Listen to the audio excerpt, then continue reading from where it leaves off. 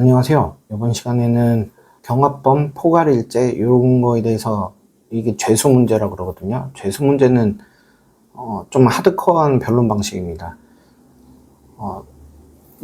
이게 여러 가지를 하다 보면은 그 중에 여러 쟁점 중에 하나로 이렇게 되는 경우가 많고, 이것만 단독으로 문제되는 경우는 잘 없습니다. 근데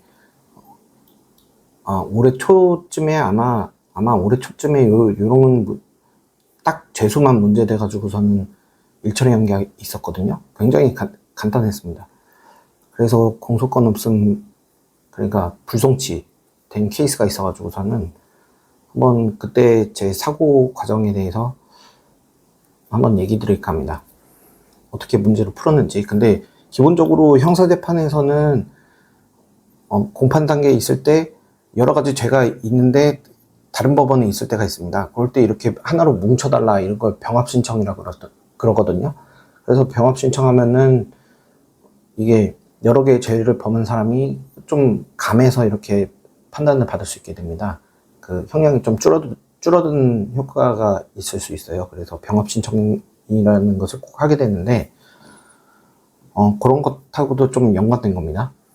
경합범이라는 건 일단 정의가 수개의 행위 또는 하나의 행동이어도 여튼간에 수개의 죄목, 형사법에서 규정하고 있는 수개의 죄목에 해당되는 행위를 했을 때 경합범이라고 합니다. 경합범이라는 거는 두 가지가 있어요. 이렇게 방금 전에 말씀드렸던 거는 공판 단계에서 병합하는 거는 이제 형법 37조를 보면은 판결이 확정되지 아니한 수개의 죄, 이렇게 되어 있는데 그런 경우에 해당됩니다.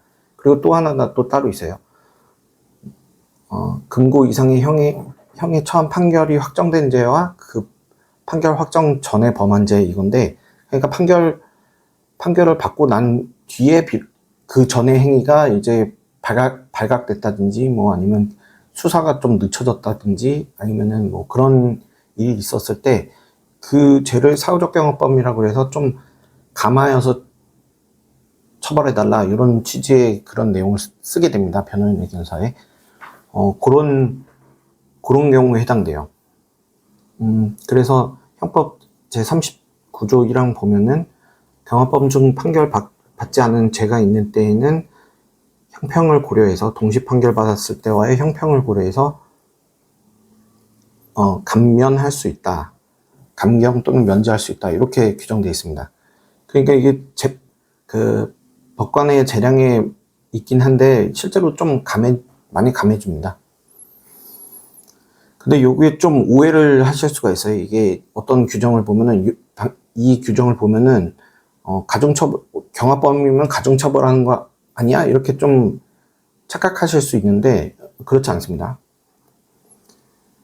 형법 38조를 보면은 가장 무거운 죄에 정한 형이 사형 또는 징역, 뭐 무기 징역 금고인 경우에는 가장 무거운 죄로 하고, 각죄에 정한 형이 사형 그거 뭐 이런 거 외에 같은 종류의 형인 경우에는 가장 무거운 죄에서 정한 형의 장기 또는 다에게 그 2분의 1까지 가중한다. 뭐 그러면서 뒤에 얘기가 나오죠. 그러니까 여기서 가중한다 이런 말이 나오니까, 가장 중한 죄에서 가중한다 이런 말이 나오니까 가중처벌이라고 생각할 수 있는데 그게 아닙니다.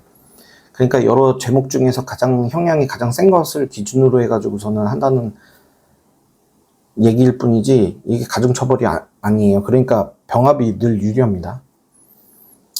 아까도 말씀 잠깐 드렸는데, 가령 늦게 범행이 발견되었다든가, 아니면은 수사가 늦어져서 늦게 기소됐다든가, 또는 수사가 다 끝나 있는데도 검사가 늦게 기소하는 경우, 뭐 이런 여러 가지 경우의 수가 있을 수 있는데, 이런 경우에 사후적 경합범이라고 해서 예전에 동시에 판결받았을 때와 형평을 고려해서 형을 감면해달라는 요청을 하게 됩니다.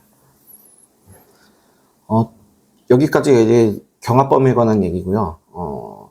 이제 포괄일제에 관한 얘기도 하겠는데, 이거는 포괄일제라는 것은 겉보기에는 외견상으로는 여러 번의 행위를 한 겁니다. 근데 실제로 봐보면은 하나의 행위만 한 거예요. 그 형사법적으로 평가할 때는 하나의 행위만 했을 때입니다. 제가 뭐 교과서를 보고 얘기하는 게 아니라서 개념 정의가 아주 정확하진 않을 수 있어요. 근데 일 처리하다 보면서 느낀 관념적인 재치관적인 개념 정의니까 뭐 그냥 약간 감안해서 봐주시면 됩니다. 근데 요 포괄일제 관련해서는 저희가 가장 이제 리딩 판례로 볼 만한 게 딱 하나 정도 있습니다. 상습사기인데요. 상습사기에 관한 요거 하나 정도만 알면 사실 포괄일제는 더 이상 볼 필요가 없습니다. 이게 결국에는 보호법익이 같고 뭐 이런 문제 때문에 여러 번의 행위를 했어도 하나의 죄만 성립한다 이런 취지인 거거든요. 여기 2001도 3206 전원합의체 판결 요것만 알면은 포괄일제 그냥 이제 학업적으로는 더 이상 볼 필요가 없었습니다. 제 개인적인 경험으로는.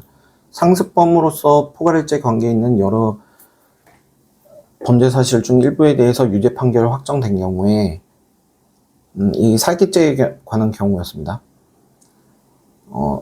선고 전에 저질러진 행위가 그 전에 있었던 일에 대해서 또 다른 새로 공소제기가 이루어졌다면은 동일 사건에 관해서 또다시 공소제기가 이루어진 거기 때문에 뭐라 그러죠? 그거? 일사부재리 이런 원리가 작용된다는 겁니다. 그래서 면소를 선고해야 된다.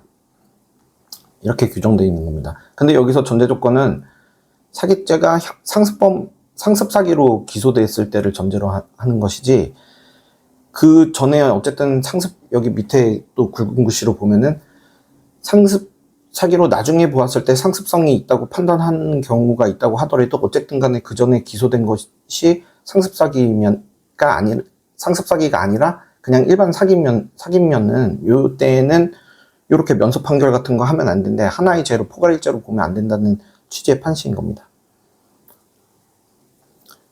그래서 이제 포괄일죄 취급은 공판 단계에서는 면소 판결이 이루어지고 수사 단계에 있으면은 검찰 단계에 있을 때는 공소권 없음. 근데 요새는 검경 수사권이 조정돼 있으니까 불송치되겠죠. 어쨌든 공소권 없음 사유, 면소 판결 사유가 됩니다. 그러니까 이제 제가 왜 이거를 찍게 됐는지를 한번 말씀드리자면은,